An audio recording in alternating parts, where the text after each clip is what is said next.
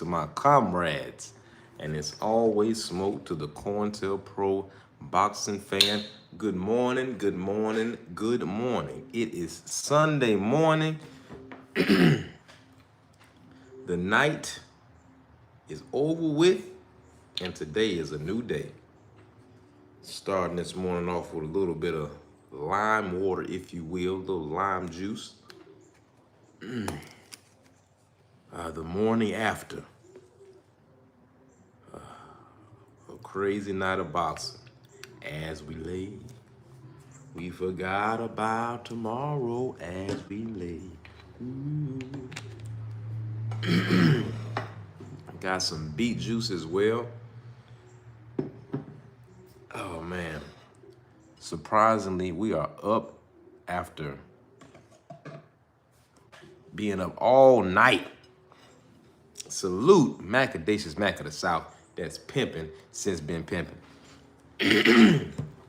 Family, did you see Lubin get stopped in 2 rounds? Did I not tell the family that if the man frames himself up, I said if the man frames himself up against Vergil Ortiz, he is going to sleep. It's not personal. It's the sweet science. They said, Coach, come on, man. You got to give Lubin a better chance than that. They said, come on, Coach. No, man. Lubin better than that. It's not about sometimes a fighter being good or not. They're all good fighters. They're professionals, people. But when we did our film study the other day, I said, all right, y'all, let's look at Lubin's last fight, and then let's look at Ortiz's last fight. Let's look at what they're good at, what they need to work on, right? Macadacious Mac of the South says, when Ortiz hit him with the right hand and Lubin head dropped, it was over. I'm gonna tell you the truth, brother. This is what I said, verbatim. I said the other day, because see, some people just don't like to be wrong, so they don't want to give you a for sure, definite answer. So when the big fights happen, and people say, hey, Coach, who you got? Not only am I going to tell you who I got and why, we're going to go do a little film study. We're going to go and look at the previous fights they had. We're going to go and look at what's going on with him and the trainers, the fighter and the trainer. People might not admit this, but being in tune with the game plan of your trainer is one of the most important things at that level of fighting. So then when the fight started and they were talking about, how many trainers Lubin has had and how he keeps, changing trainers, I said, all right, family, the trainer has a great game plan. What the trainer wants Lubin to do is what I said needs to be done. As a southpaw, someone with the pedigree of a Lubin, he has to implement exactly what that is. But if he gets in a firefight, if he starts to catch and shoot, all right, so check it. Styles make fights, right? I was looking at Lubin and I was looking at Vergil Ortiz's last few performances. And this is what I noticed. So when they're both here, you got Lubin here, you got Ortiz here, okay? When they fight, they both like to catch and shoot. For my casual boxing fans who might not know what catch and shoot is, I usually keep my gloves right behind me, but it must be in the car. Salute Stormy B-Man in the house. So look, when you're in your high guard, right, and when you go and watch Lubin versus Holmes, perfect example, which he did win, right? Lubin won that fight, right? So you're here, right? So this is my lead hand. This is my rear, okay? If I stay here, let's say you throw a hook I catch. Boom. When I catch here, that's the shoot, okay? If I catch here, boom, that's the shoot. Catch, shoot, all right? Catch, shoot, right? Catch, shoot.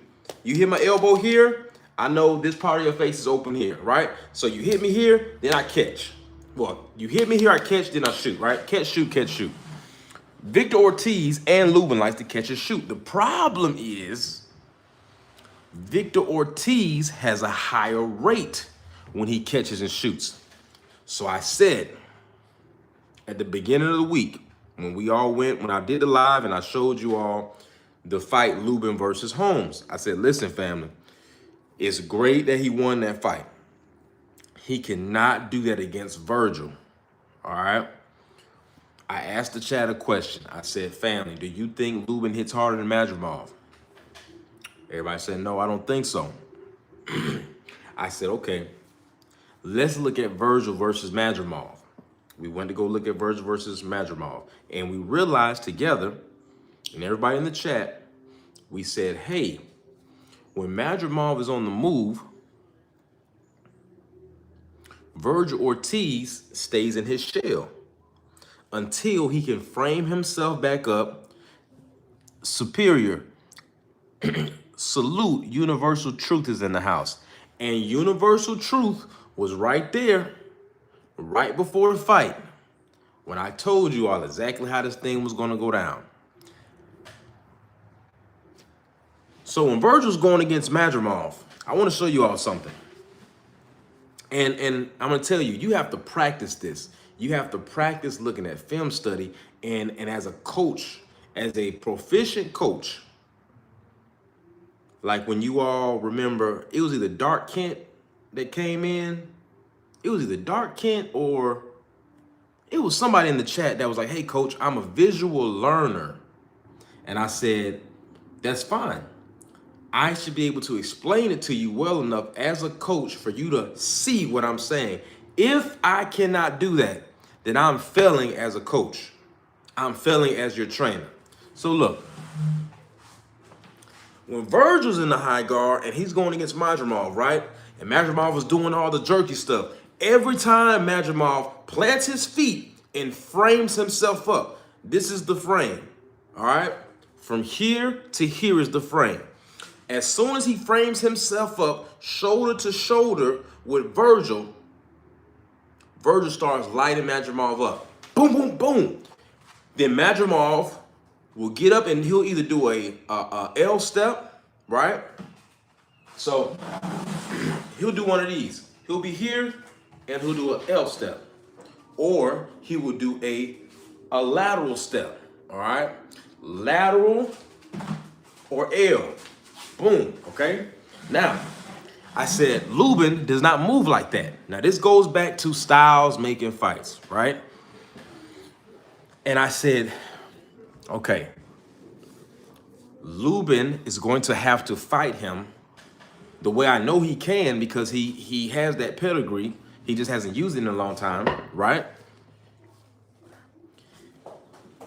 He has to fight the way a southpaw pugilist should fight.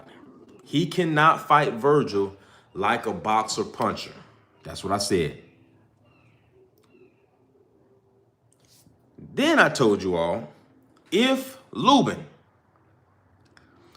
gets into a catch and shoot firefight where, you know, Vergil hits him, Lubin catches, hits him back, now we're going to find out if Lubin has the discipline to say, you know what, I'm not going to stay here and try to catch and shoot with you.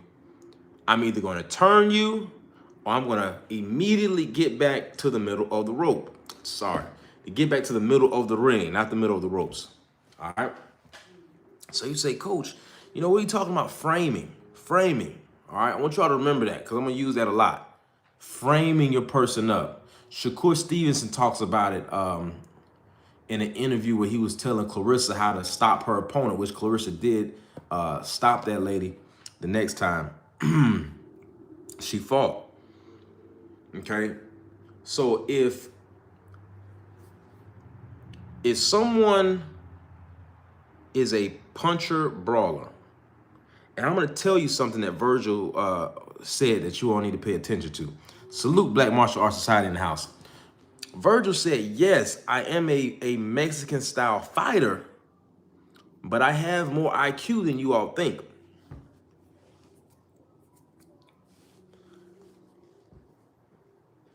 Robert Garcia, trainers, certain trainers have a certain, when they refine when they get in the kitchen, salute the real Shelton is in the house. God bless the mighty LDBC. So listen, family, when a trainer gets a fighter and they start to mold them, all right? Now, the first part is you're molding your fighter into their own style, number one. Then, on top of that, and I'm not going to be long, family. I probably get off in probably about 50 minutes, all right? But I just want to talk to y'all about this, okay? You said, Dark Kent said, Coach, what was Erickson Ruin doing last night? What was Erickson Ruin doing last night? I don't know what you mean, brother. But if you all got to watch the fight with Amari Jones versus Gordon, right? You got Gordon, who is trained by Roy Jones. You got Amari Jones, which is trained by Vergil Hunter. You can literally, if you've been watching boxing long enough, and you know the down south, those who know, we call Roy Jones Coach Jones. He's Coach Jones. He has a gym down in Augusta, Georgia, that he actually trains at. So when you got Coach Jones and Coach Hunter, and you've watched the fighters that they have trained for years, Coach Jones has he's been with guy I used to train with, Fernando Brunch, for a long time. They have signature things that they do that starts to rub off on the fighter. Sometimes it can be good, sometimes it can be bad. I want you all to pay attention. If you all can go back and watch the fight with Amari Jones versus Gordon, and Jones stopped him, I want you to watch how Vergil Hunter gives his direction to his fighter. It reminds me, I'm telling y'all, man, Vergil Hunter is one of the greatest trainers, teachers, coaches in the sport of boxing, and in my honest opinion, that the sport of boxing has ever seen. He doesn't get the props he should get, and I think part of it is because when Vergil Hunter gets with a fighter, he's with him for a long, long time. He doesn't have big camps where all these fighters come through and like a Robert Garcia, right? Which Robert Garcia is a great trainer as well. I want to tell you about his signature. When you've seen Amari Jones, stop Gordon like that and take his time. If you all watch the old fights, I want you to go watch, besides Willie Pep, go watch the black and white films of boxing. What you realize is the old school boxers, they didn't move as much. And what I mean by that is they didn't do a whole bunch of unnecessary moving for no reason. There's reasons behind it as well. The rounds are longer. They have to preserve more stamina and all that good stuff. So when they get to fighting, I'm watching Amari Jones, and he literally, who they call the Reaper from Oakland, he looks like an Andre Ward the way he fights, right? Oh, that's Erickson's new name, Erickson Ruin. You know, man, I'm gonna go down in a second, but I'm watching Gordon. The way he moves, I realize he's moving. Roy taught him to move like that. And he keeps trying to catch Jones with the lead left hook based off the way Coach Jones has taught him how to throw that. Which people can have agreements and disagreements about that at another time. But what I do realize is every trainer, when they're with the fighter long enough, they have their signature things. I believe that Robert Garcia, one of the greatest pivots that he had in his catalog of teaching fighters, is when he got Maidana. When Robert Garcia trained Maidana, I think he perfected the puncher brawler style in teaching his fighters how to properly cut off the ring. Every fighter can't do it though. That's another thing.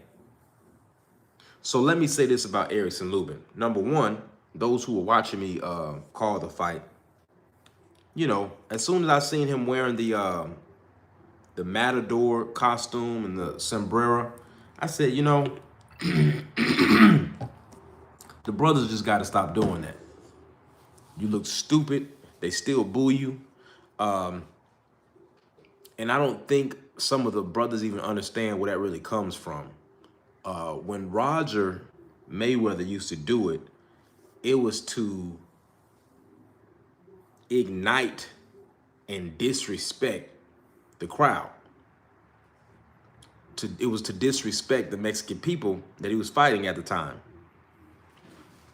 So because people don't know the sport like they should, maybe, and I'm not talking at people, I'm having a conversation with you, okay?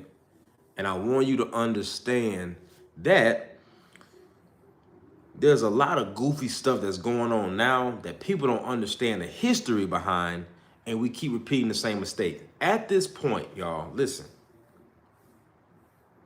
You look weak and you look spineless. Nope, thank you. The real Sheldon said, what if Canelo came out with a dashiki? Listen, y'all, the only the only props that people give us is some of the styles that they steal and don't even acknowledge where it came from. That alone should be enough reason for you brothers in the sport of boxing to stop doing that crap. Teofimo Lopez is doing the Philly shell. He's doing 52 block tricks that he learned from black coaches up north. But he's calling you monkey. You have who just did it? Carrera last night. You know, and Black Martial Arts Society can talk about it all day. You had Carrera last night doing the Ali Shuffle. So you know, you love our swag. You know, you love our style, but they're not going to give you the props. And they're definitely not going to wear your culture things when you come out.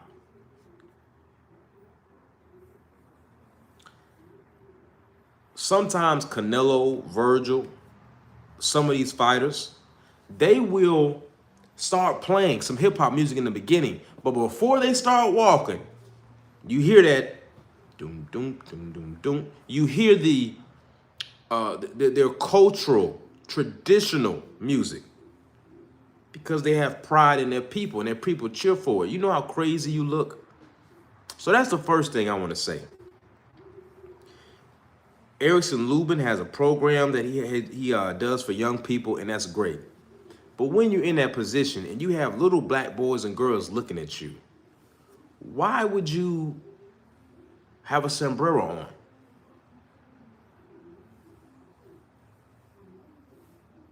Especially in a place like Texas, Las Vegas, or LA. Why would you do it to yourself? Hey, listen, I don't know who this Fusion Scrapped is. If you have a disagreement, make it plain because I can't read your mind. I haven't seen you before, so if you are new here, be respectful. We can have disagreements. Say whatever you disagree with, and I can answer. Black Martial Arts Society said the Philly shell cross-arm guard. For those who don't know, those fighting styles were born out of the Black American experience. The same way the fighting styles in Brazil were born out of bondage in Brazil, right? Erickson trying to do Floyd doing the walkout till he got punched in the head to be KO'd on his feet. Yeah, family, that's embarrassing. Don't go out there doing that crap and then you get your ass whooped. You know, come on, man. Now,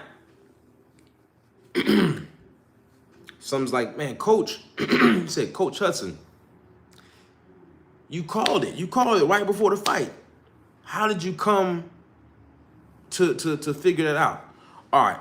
So remember I said every fighter and trainer has their own signature thing, right? Isaiah W, salute. Isaiah W was there. Isaiah W was in the house. A lot of people watch these when you go and watch film study. I want you to start looking at the feet before you look at the hands.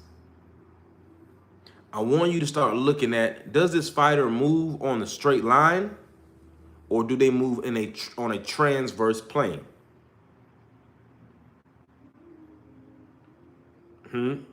Black Martial Arts Society, Bill Richmond, watch the feet.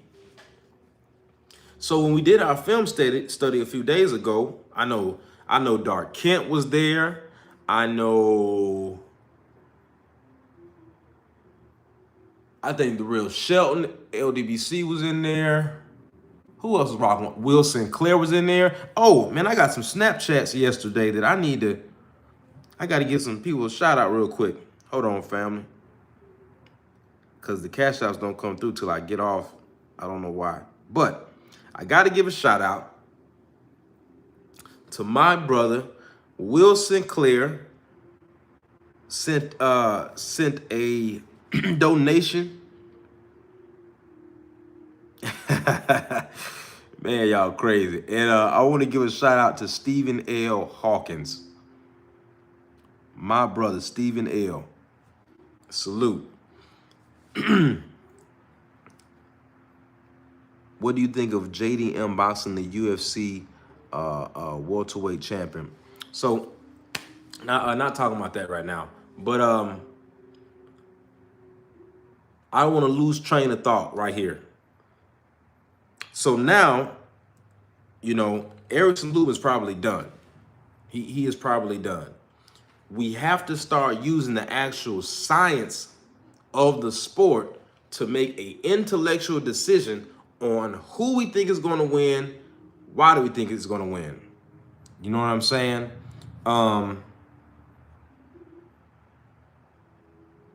So the most exciting part of the night for me, which I can't lie. Boots and Vergil Ortiz in the middle of the ring. Hey, man.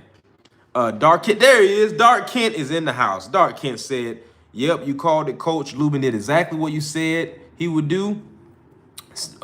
Be a mistake, which is be on the ropes. And it's hard, family. It's hard to, if you have not practiced it in camp again and again and again, if you have not tried your best to put in that 1,000, 5,000 hours of getting rid of your bad habits, you're going to have a problem. I'm telling you. And I got to say, family, I'm just thinking about some things I saw yesterday that I'm excited about. I can't lie to y'all. I want to see Vergil be tested for real the same way I want to see Boots be tested. I was excited to see them in the ring. Omari Jones, I think he's only like 22. That young brother's gonna be a problem. He does a pull counter very similar to Floyd. The difference is after he does his pull counter, he follows up with combinations. Watch Omari Jones. Who else did I see that I liked? Oh, did you all see the cruiserweight fight with Safar and Miller? Man, that was a fight. The only fight I really didn't like was Stevens and Fulgham. That kind of pissed me off. That kind of pissed me off. But I don't think that deserved to be the co-main event. I think Amari Jones versus Gordon would have been a better co-main event than that. But if I can tell you this, if Fulgham keeps fighting like that, when he fights someone his height or taller that he can't push down on, and they can, remember what I said, y'all, they can frame up, it's gonna be a problem. But look, Boots and Vergil, they're in the middle of the ring. Now, see, this is my problem. It's not a problem. This is what I'm happy about. I'm glad that they were face to face and a real conversations we had. Now you see how you find out who was saying what and what the real miscommunication was when they get face to face. Because Boots is like, yeah, your manager been talking crazy. Your trainer's been talking crazy. Oscar over there talking crazy. So Vergil's like, hold on, bro. Your father started talking crazy first. So I'm like, oh, all right. Now we get down to what happened. Those who follow last night, I showed you all the contradicting interviews of Eddie Hearn. I was gonna do a whole live on that, but now that we have the fight on the way, which I'm gonna tell you all right now, that's gonna be another problem. I'm gonna tell you who's gonna be the problem. Salute Mana Mensa Musa in the house. That's right, Universal Truth. It was a snooze fest. Now, I told you all, in the ring, Oscar De La Hoya, before he even got out the ring, I said Oscar's gonna be the problem. Oscar's gonna be the one that holds the fight up. After talking all that shit, they go over to Oscar and they say, hey, Oscar, so, hey, Vergil wants it, Boots wants it, Boots gives a yes, Eddie Hearn is here, what's going on? Oscar says, well, I can't believe Eddie and them came, you know, but we're going to have the leveraging power and da-da-da-da. So now journalists are approaching Oscar and they're like, you know, Oscar, what are you talking about, dude? Like, it seems like everybody's on board. You the only one still talking about, well, if the money is right. Of course the money's going to be right. The whole boxing world wants this. Black Martial Arts Society said a black boxer named George Dixon invented the punching bag and shadow boxing. Salute to you, brother. So I have a little interview here that I want people to hear for themselves, because see, this was not played on the Zone. This interview was captured by Fight Hype.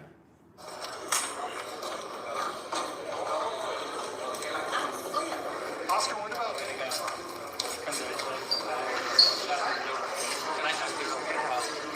Oscar, you said some things up there. You said some things up there that I think that some of the fans may get troubled by, because it's like, this fight is right here waiting to happen. Let's not talk about money. But money could become an issue, right?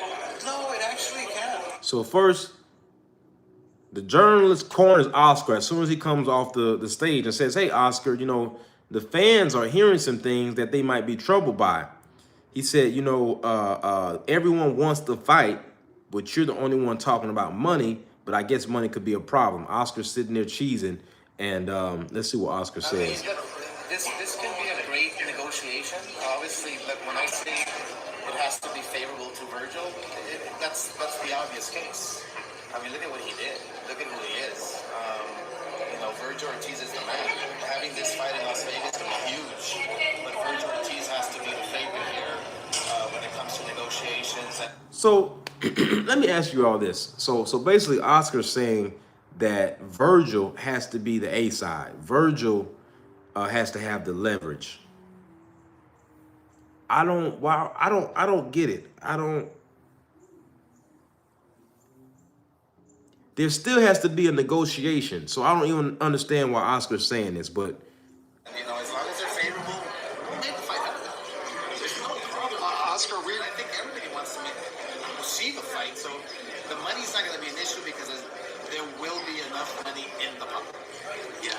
Is that gonna be a heated debate by Eddie Hearn? Do you think he's gonna say my guy's the guy? I mean, how can he say Oh, that? he better not. I mean, that's there's no question. Oscar says Eddie better not make it an There's issue. no question that Vergil Ortiz is the man. So Oscar saying Vergil Ortiz is the these man. negotiations will be negotiations, just like any other fight, and then it'll go back and forth. But at the end of the day, Vergil Ortiz is the man. Oscar Spence was in the arena, in the building. I don't know if you saw Errol Spence.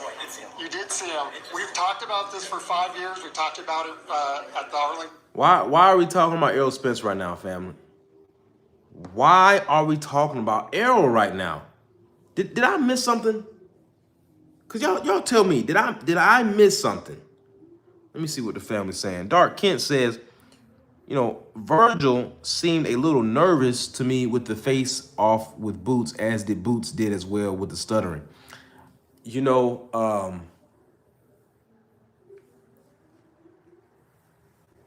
I think Vergil had some nervous energy, and I think Boots had some pissed off Philly energy. I think, and let me say this, Vergil isn't scared. I don't think Vergil is scared. But what I seen in his eyes was like, yo, this is about to happen. Like Boots is like, we really didn't think y'all was gonna come. But you hear face to face, all right, let's do it. And I think Boots is pissed off because see, Boots isn't just pissed off from their shit talking because of Eddie Hearn, you know, his own people. You know, everybody been saying Boots, you're not moving right. The only people that's really been, you know, 10 toes for Boots the whole time is Philly. But you can't blame us. Like Boots, this will be Boots' what, 33rd fight? You know, that last fight, who the fuck is that guy? Come on, man. So I think that Boots feels like he's feeling that pressure of I need to shut everybody up. But I don't know why Oscar's talking about Errol. Universal Truth said Boots was talking about money too. It won't happen next. Boots wanted 2 fights, and Oscar wants to squeeze some more money out before he takes that risk. And I want to say this: if that's what's up, Oscar has to stop talking so much crap. Like he's not also a part of the problem. Like I don't like some of the things that is going on with Riyadh season and the Ring magazine. But I will say this, what they're showing everybody is there is enough money if 2 top fighters where both fighters can get what they want. So this whole pissing contest, A side, B side, these same people will talk about Floyd. They'll say Floyd destroyed the sport of boxing with the A side crap, but you all are perpetuating it. So don't tell me nothing else about what Floyd did. Mighty Master Musa said they trying to milk the Ortiz hype train as much as possible without fighting Boots. Brent Fox, salute family. Says salute Coach Hudson and the chat. Brent Fox was there. Brent Fox was in the live. Brent Fox was in the live when I went over what was going to happen with Lubin, and he was in the live last night. The Dirt Game boss in the house says salute Coach Hudson and the chat. Salute to you, comrade. Dark Kent. I don't believe neither guy is scared of the other. Ortiz and Boots are just not good at trash talking. Yeah, I can agree with that as well. Press conference, filling up Jerry World with him and a Vergil. Imagine that. Vergil is in such a good place right now. If we don't get favorable negotiations, then we can always go to Errol Spence. Oh, What?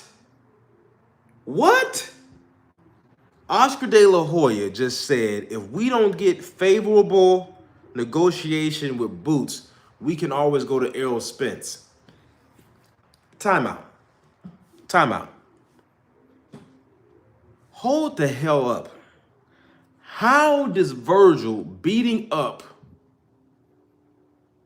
Errol Spence, who's been gone, 2 years now, move the weight class forward or the sport of boxing forward. I don't get that. I don't have to hear anything else Oscar had to say about that. I told y'all, these promoters are the ones in the way. Universal Truth said, using that old Bob Arum playbook, we see the play. That's exactly what it is. You don't really want Ortiz versus Boots, Oscar, after doing all that damn talking. Dude, I'm so sick of this dude, man. You sat up here and talked all of that crap. Hold on, fam. Let me see, because I know the Queen Sugar Free Mars gonna go live today. Because today's Sunday, right? I doubt anybody's gonna go live this early. And we all were up to like 2, 3 in the morning. So I think a lot of people still asleep. But yeah, man, Oscar's gonna be the one. Brent Fox said, loud and wrong, Oscar. As a fighter, can't stand him as a promoter. Yeah, man. And it sucks because he was such a great fighter.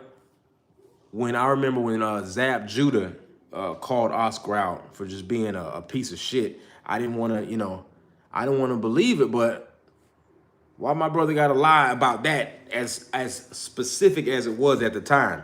And just the more time is going on, I've seen Oscar for who he is, but it's just getting old. People using these more high grounds, and then you're doing the same thing. Y'all talk about Floyd, ruined it, right?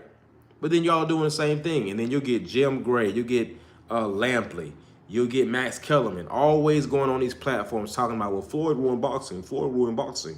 You promoters are ruining boxing. And what's crazy is, in the midst of you all knowing somebody like Turkey Al-Sheikh, somebody like Riyadh Season is in the sport, you all are still talking about, well, I'm the A side, you're the B side.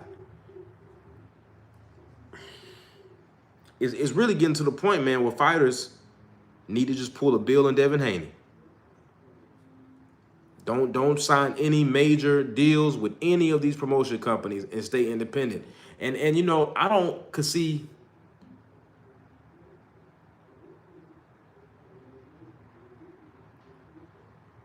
the talent of Vergil and the talent of Boots by now could have had way more bigger fights and made way more money and still be healthy. And this is the job of these so-called promoters, these so-called matchmakers. Oh, man, and shout out to the heavyweight Joshua Edwards. Listen. Oh, let me see what y'all talking about. Dark Kent said, how? So Oscar thinks he's going to get favorable negotiating with Spence if the fight can't happen with Boots. Yeah, man, that's what he thinks. Oscar's talking about, if I don't get favorable negotiation with Boots, we're going to go for Spence, Errol Spence, and then Vergil's up there talking about, well, we still want to fight with Crawford. Listen, this isn't imaginary time, family. Don't mess up. I'm going to tell you one of the biggest issues that we have in the sport of boxing is when the excitement train gets to rolling, somebody always derails it.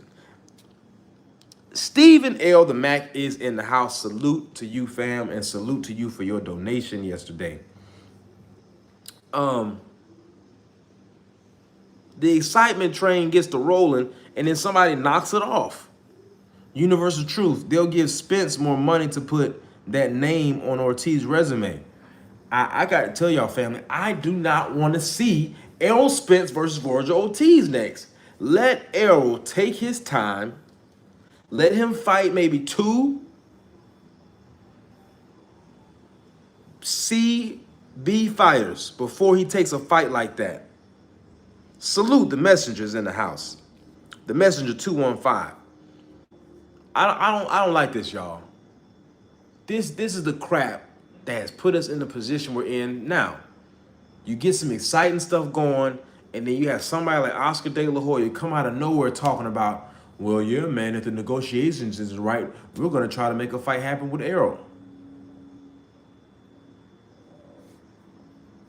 I just want to see fighters. And if you all think it's bad now, wait till you all see what happens with that Ali Act revision. Salute Mook underscore in the house. My brother, no, they won't pay. Errol Turkey is paying for it, and he's not going to pay for Spence. Hold on, let me read that again. No, they won't pay. Errol Turkey is paying for it, and he's not going to pay for Spence. No, Turkey's not. No, Turkey's not paying for that. Riyadh's season isn't about to. If Errol, so is Oscar De La Hoya thinking that they're going to be able to pay Errol nothing just to put the name on Vergil's resume? I don't know how he gets away with this stuff. Like, that doesn't even make business sense. I'm thinking, family, the wheels are turning. It's not making any sense right now. Salute, Shawala. Ya, the queen is in the house. She says, Grand Rising, Coach B. Hudson, and peace to the chat. John 007X says, sir, I'm 17, and is it too late to start boxing and go competitive? No. But if you're going to start, you need to hurt. Well, John, how tall are you and how much do you weigh? Dark Kent says, I agree, coach. Don't want to see Spence versus Ortiz. That's not even playing field for Spence right now, being inactive for 2 years. Santos Boxer says Boots was about 200 pounds last night in the ring. He is a big guy. He is a big guy, and Vergil's actually bigger than what I thought. I didn't realize how big Vergil was until I saw him standing next to Robert Garcia, and then I saw Boots in front of him. I'm like, oh man, these guys is big enough. And that might have been why both of them had a little nervous talk. Like, man, they probably thinking in their mind, like, boy, you look big enough. I thought you was. Mook underscore said Turkey will pay for the Boots, but not Errol. Oscar doesn't have any money to pay Errol. Facts. That's why everybody's like, what is Oscar talking about? So for those who are just coming in the chat, and I don't think any of my family's live right now, so we can take our time. For those who are just coming in the chat, Fight Hype got an interview with Oscar De La Hoya. Oscar De La Hoya, family, I kid you not, he says this word for word. Oscar De La Hoya says that if we cannot get Boots, we're going to go for Errol Spence. Oscar, listen, man, you have a great Mexican champion who has heart, decent boxing IQ, knockout punching power. How does that make him better? How does he beating Errol Spence make him better? And we need to talk about that. Hold on, I see y'all in the chat. I see y'all. Black Martial Arts Society, John's start now, bro, and don't stop. I'm 36 and I'm still trying to do it. I stopped when I was 26. I'm 178. Okay, how tall are you, John? Mook underscore. They are both middleweights. Santos Boxing. You can tell a lot of these guys drain themselves to make weight. I always tell a fighter no more than 10 to 15 pounds. Coach, what's your take on Vergil and Boots? Okay, so let's go back, because that's a great question. What do I think about Vergil and Boots? All right, the same way we looked at the film study of hold on. So John, you're 5'10", 178. Okay, you're 5'10", 178, and you're walking around 178, John. You're 5'10", and you walk around at 178 right now. 17. Let's see, 17. All right, 17. You're walking around 178.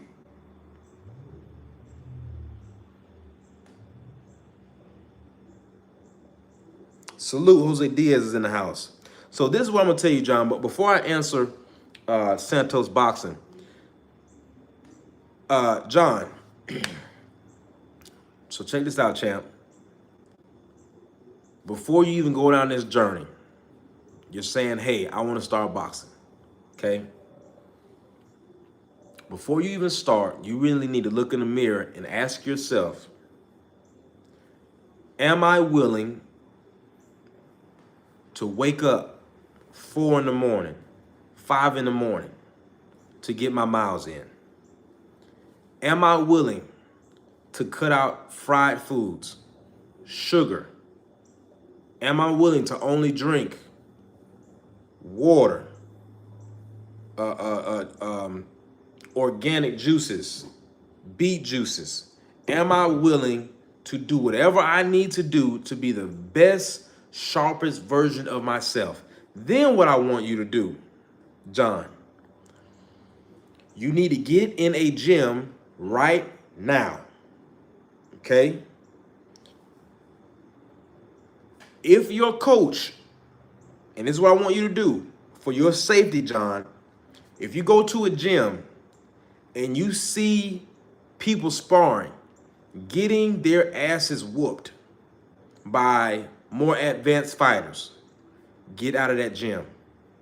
You need to go to a gym and make sure that you're dealing with a coach that really loves building a fighter, okay? John, I want you to start watching film study. I want you to remove everything that you think you know about boxing, and I want you to go back and study film. I want you to look at the way fighters move.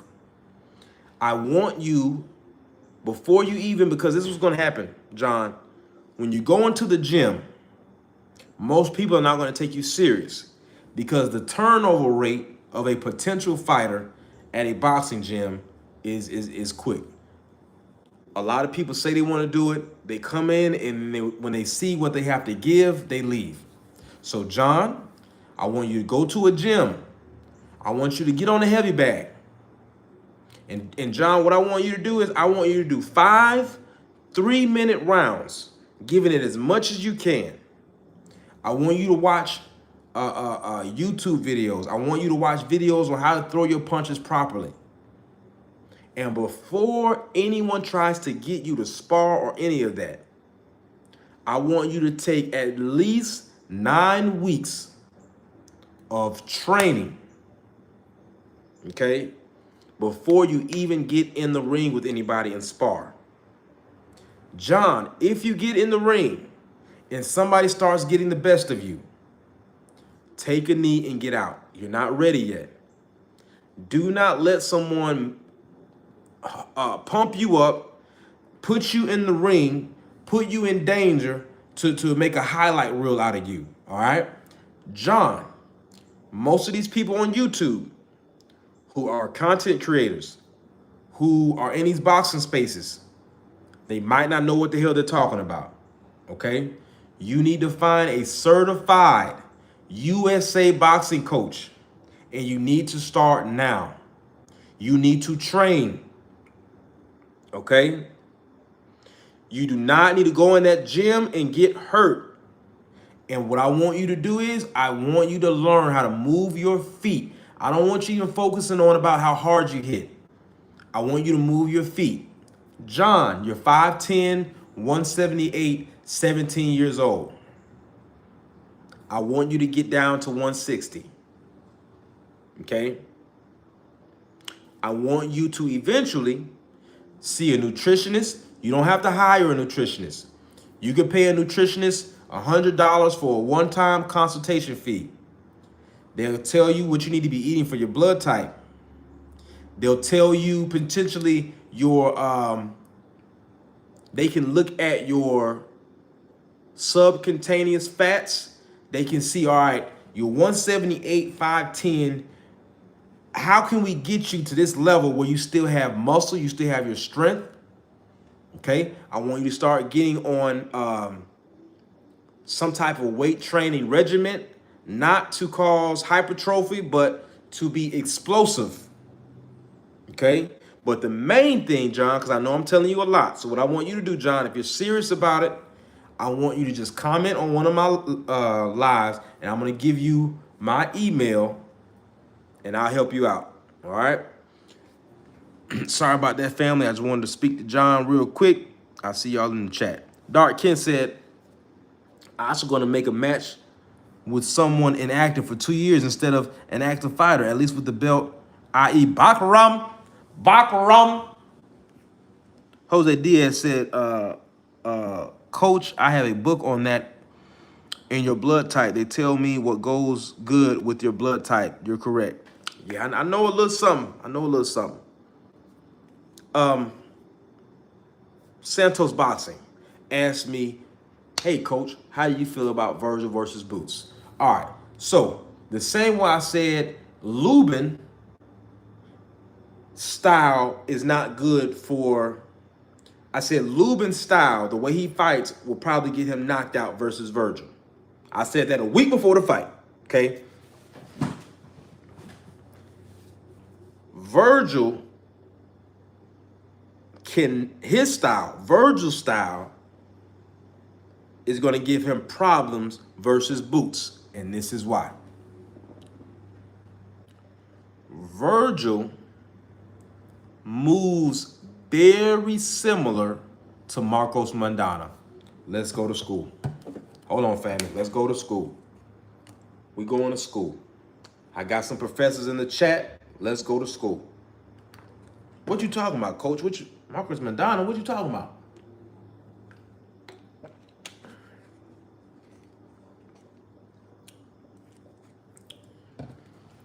Let's go back. Remember, we talked about trainers and coaches. They have a signature style, a signature teaching that rubs off on a fighter. Now, I'm going to tell you all something about Robert Garcia. Whether you're looking at Marcos Maidana, Brandon Rios, who I'm forgetting. You got Marcos Maidana, Brandon Rios, right? I want you all to realize something. Who remembers the Spartans? Who remembers the movie 300? In the movie 300, you have let's go to school for a second. Let's go to school. So, in the movie 300, you have the silhouette of the fighter, and then you have the fighter's shield. This is Robert Garcia's signature teaching method when in terms of trying to paint a full picture of the mindset he wants his fighter to have, okay? You have the shield, and the idea of the Spartan was take the attack of the enemy, but as long as we're shielded from head to toe, we're good, okay?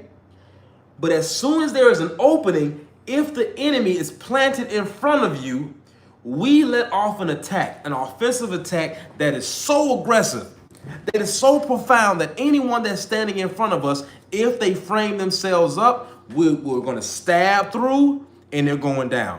Are you all following me? Are you all following me? So I want us to go back in time for a second. Who remembers Floyd versus Marcos Maidana, #1? Well, Marcos Maidana gets Floyd on the ropes, right? Now, Marcos Maidana is like, hey, I don't have to worry about my shield because I've got Floyd where I want him now. So the attacks that I let off, I'm going to hit him. He teaches his fighters, I don't care if you hit him on the arms, you barely get up under the elbow, you come up here over the shoulders, just hit him. This is why I told the family, I said if Lubin fights Vergil the same way, listen, let me say this. Boxing Wiz said I expected more out of Lubin. Family, listen. This is what we have to start understanding. When you change your trainers again and again and again, and you fight the same again and again and again, you open yourself up for attack because you have not sown the seeds of adversity to come out with great substance. Coach, what you talking about? You talking biblical? Yes and no. We saw Canelo Alvarez get away with certain mistakes year after year after year. But he was also fighting styles where he could make those mistakes. When we saw Canelo versus Crawford, every single one of those mistakes was exposed. Boston Witt says, I read that. Okay, Jose Diaz says, Roberto Duran told me that years ago. You're correct. Hey, man, shout out to one of the greats, Roberto Duran. Drew Titan, my brother, is in the house. Salute you, brother. I hope you're feeling all right. Queen Shower said, and why change before such a big match? Lubin's style has not changed. Facts. Lubin would have had a way better chance if he just would not have framed himself up. And the way he fought the first round, which those who were watching me, I gave that round to Lubin. Vergil Ortiz only did decent in the last 30 seconds. But the 2 minutes and 30 seconds before that, I gave it 10-9 to Lubin. I said, all right, here we go. All Lubin got to do is don't frame himself up and box. Now, Dark Kent says, Shaka Zulu warrior used that technique of the shield to defend and then aggressive offensive attack. Dark Kent knows what he's talking about. Now, family, let's go to school even more. Dark Kent, thank you. You just reminded me of something. Now, what the Zulus, family, the Zulus, right? One of the greatest armies in the history of time out of South Africa, the Zulus, right? They had the same method as the Spartans, but the difference is they had something called a bull formation. All right. Now, I hope I'm saying this right because they still teach this method at West Point. And the idea is while you're attacking the enemy, the younger soldiers, like the horns of a bull, would run to the side. See, this is teaching, family. This is the stuff I used to teach my fighters so they can understand exactly what I need them to do in the ring. It's one thing to sit here and just talk. It's another thing when you can give them examples. That's the difference from a coach in your corner that knows how to give you instruction versus one that doesn't. So the young soldiers form the bulls of the horn. They go to the sides. Now look, y'all, they go to the sides of the enemy force and then they get behind them. When they start pushing them in, the older, stronger warriors stab the enemies to the body, okay? And I'm realizing that Robert Garcia, as a trainer, as a coach, that's how he is evolving his fighters. He's teaching them how to not just, say I'm using the Mexican style with no boxing IQ. He's saying, listen, yes, we have this Mexican brawling style. That's what we're going to call it, fine. But the days of us trying to chase people down in the middle of the ring when we know we cannot beat them in the middle, we're going to put that shield up and we're going to run the bull. I can't give y'all everything. Jose Diaz said that means you're very predictable. Boston Witt says, my bad, coach, didn't mean for you to read the message twice. It's all good. D Free in the house. Salute, family. Dark Kent said the Zulus also shorten the lengths of this. You're giving them too much, Dark Kent. You're giving them too much. The Zulus also shorten the lengths of their spears to strengthen their strikes. There's a whole lesson that we can just take using the Zulus and the Spartans to show you why these are going to give certain people problems. Now, let's go back. Hold on, family. Boots versus Vergil. Okay? I'm looking at how they're in tune, how Robert Garcia and Vergil are in tune. I'm looking at how Vergil is fighting, and I'm looking at the placement of his feet. Now, I'm going to tell y'all something that Vergil ain't no dummy. Let me tell you what Vergil does. That could be a problem for Boots. Vergil has enough discipline to stay behind his shield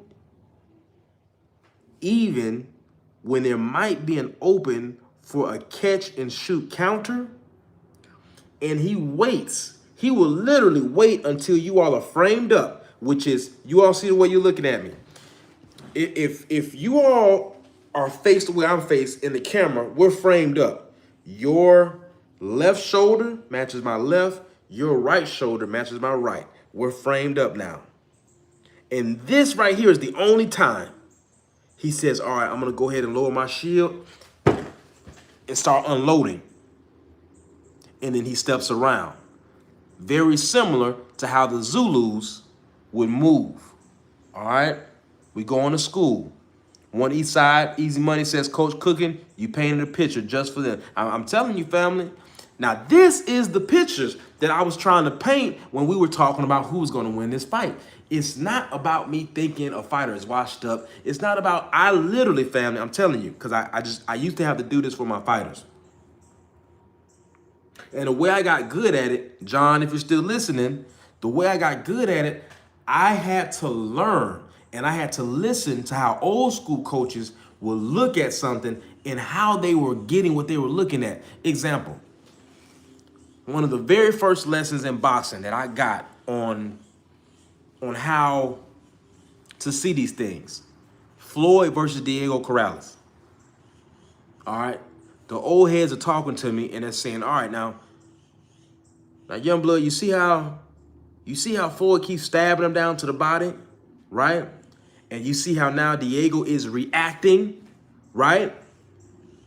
He's tricking his mind.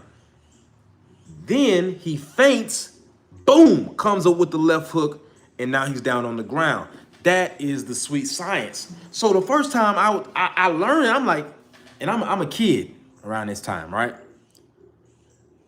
And I'm listening, I'm like, man, I have to know that. I have to understand that, you know? And then when I started fighting myself and I'm getting hit with jabs by these guys, I'm like, man, how you keep hitting me? You have to get into the science of it, family. This is when the science comes in, all right? Shawa La says, I can see how that equates to short shots on the inside. Exactly. See, the family is tying all the dots right now. Jose Diaz says, you're correct, 100. He waits to see the opening. Okay, now, family, I'm gonna tell you how Vergil Ortiz can be good against Boots and how Boots can be good, and I'm gonna tell you what I think is gonna happen. All right. So if Vergil Ortiz catches Boots in one of those moments where Boots likes to sometimes get a little undisciplined and take off, which we have seen him do, Vergil can be good. Now, this is where Vergil's going to have some problems. If you all go back and watch Vergil versus Madrimov, there are spots where the movement of Madrimov gives Vergil issues. Now, family, let me ask you, who you think moved better? Do you think Madrimov moves better or Jerome Boots Ennis moves better? These are questions that must be answered. Who do you think moves better? Oscar De La Hoya talking about some damn Errol Spence. Right, until he caught his rhythm. So Queen Shower, do you think Vergil can catch the rhythm of Boots? Family in the chat, who you think moves better? Talk to me.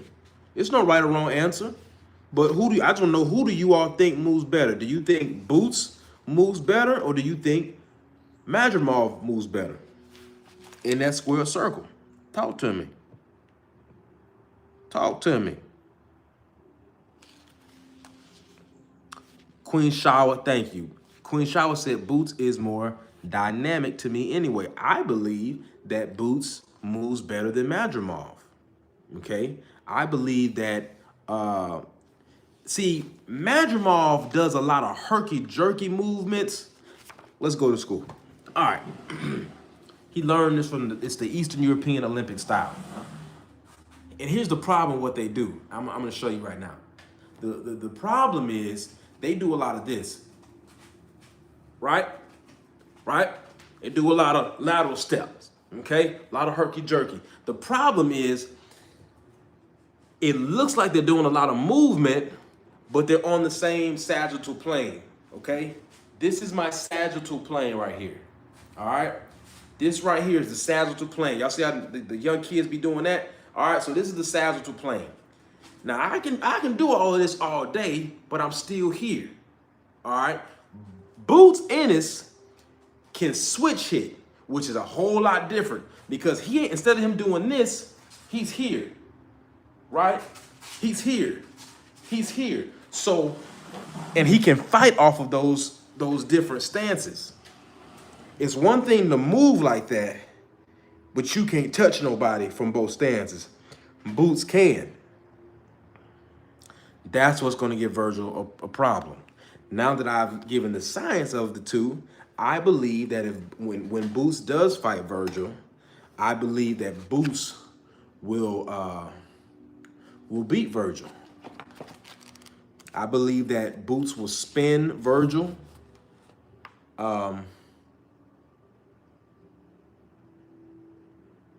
But it ain't going to be no walk in the park. It's going to be a fight because Vergil is going to stay behind that shield until he finds an opening. Boots yeah. Boots going to do his thing though. So, you know, I got Boots. But yeah, family, you all already see what Oscar De La Hoya's on. You know, everybody's saying, hey, we want to see the fight. All the fans are getting excited, and then here comes Oscar. This is what people got to understand.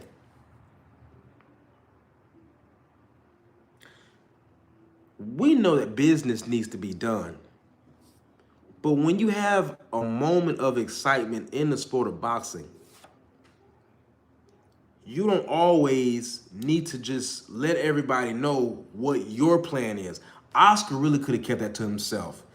The whole crowd was going crazy when Boots and Vergil was going back. As soon as they took the microphone over to Oscar, and Oscar's talking about, well, the money is right, and he goes backstage and is talking about Errol Spence, the energy just went, and it's like, come on, man. Just keep it to yourself. Everybody's excited. Let us get let down later. That's just my take on the family. I told y'all I wasn't going to be long. But great night of fighting. I'm looking forward to seeing Amari Jones fight again. Man, that young brother can fight. For any of you who didn't actually watch the full the prelims and the fight, Correra is somebody to look at. Amari Jones is amazing. He looks like a young Andre Ward. He's amazing. He's trained by Vergil Hunter. Who else we got that I saw? Safar. Wait a minute. Did Safar and Miller draw or no? Hold on. Who won? Let me see. Who won Safar versus Miller Jr.? Damn, I'm having a brain fart. Dark Kent said, my only with Boots is, will he be disciplined enough to stick with the game plan that worked, trying to prove bang with Vergil in the center of the ring? I believe he will be disciplined enough. Hey, salute, Queen Tay-Tay. I think he can be under the leadership of his father.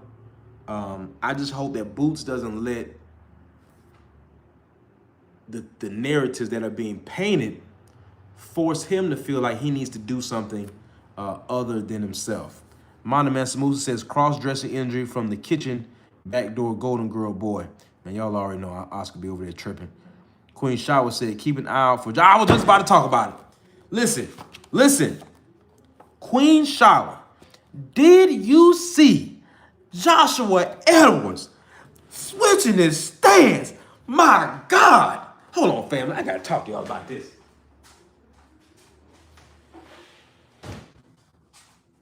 Listen, did you all see that 6'3", 230-pound brother from Houston moving like a welterweight?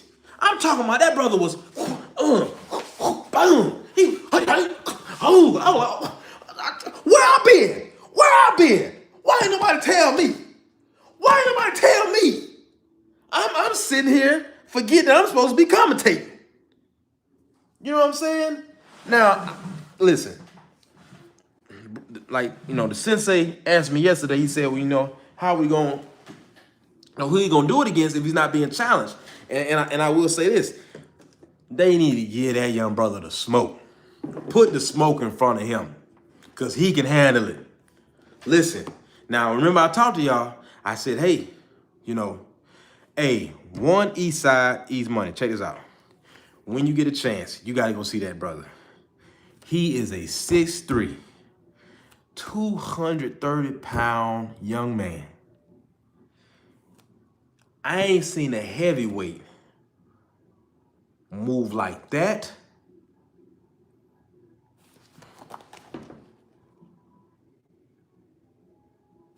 Damn, hold on, fam. The way he moves, I'm talking about he was switching. Okay, yes, okay, yeah, he's only 4-0, so yeah. So I think they're doing good then. He's only 4-0, but he has a pedigree. He wants to be fast-tracked, and I think Oscar said he'll move him. Yeah, and Oscar ain't really got no good heavyweight, so hopefully Oscar hits up Frank Warren and lets him know, hey, we got somebody for you.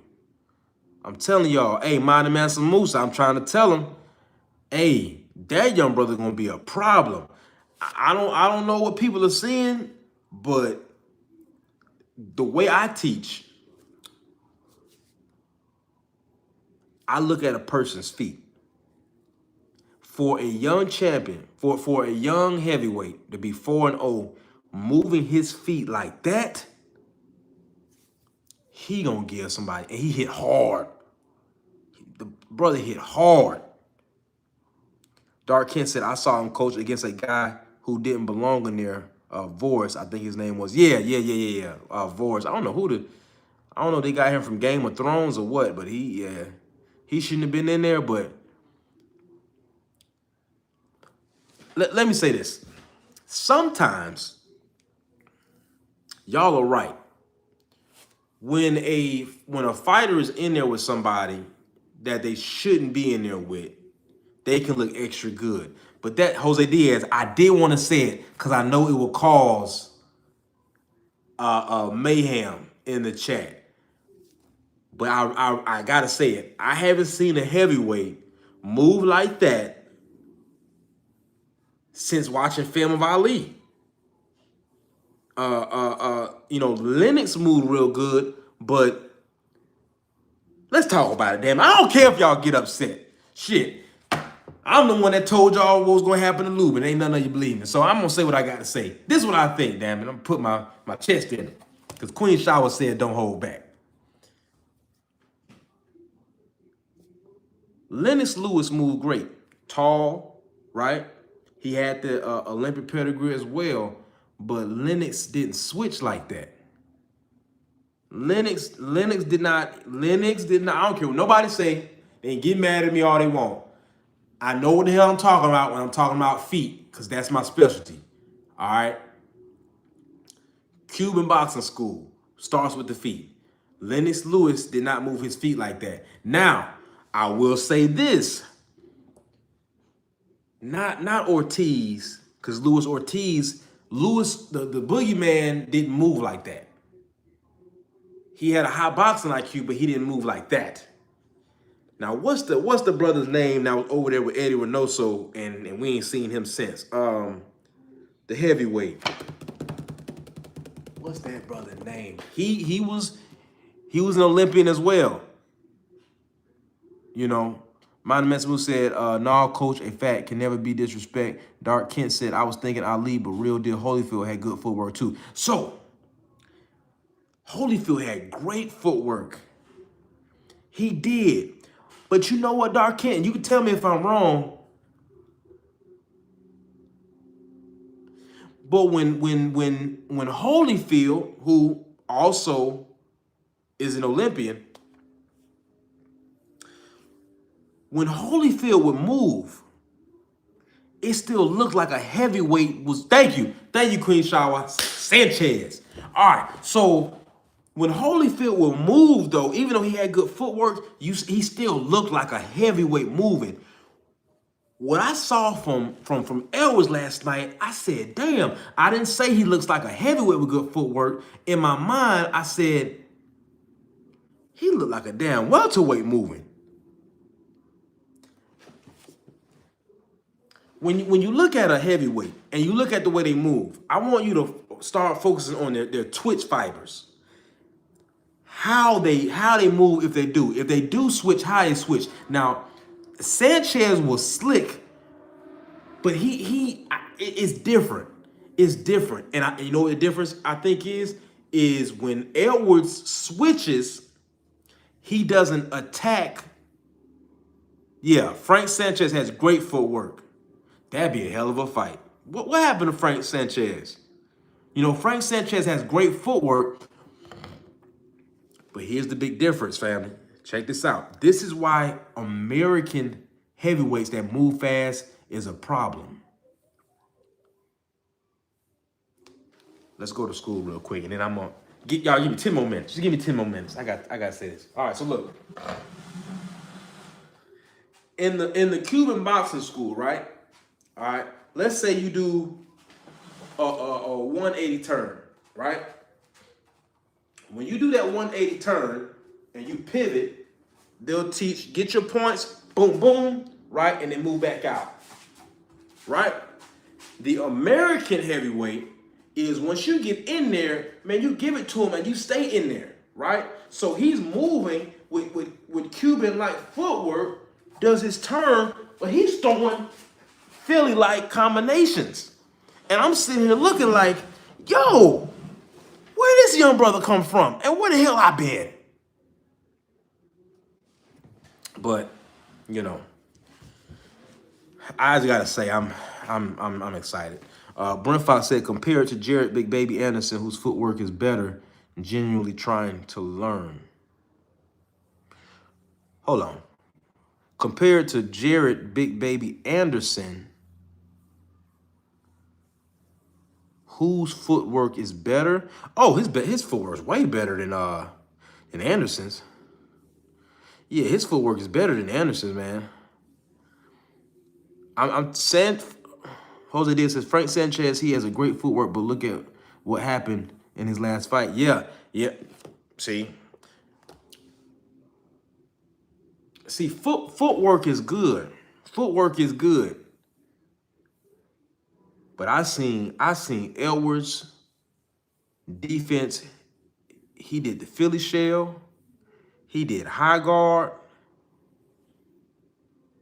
He got some things in his inventory that's gonna be a problem. Small things like that can change so much. Don't believe me? I want you to picture this for a second. I want you to imagine if Deontay Wilder mastered the cross-arm guard. Do you all know what problem that man would be? Deontay Wilder, I know some folks might be, but listen.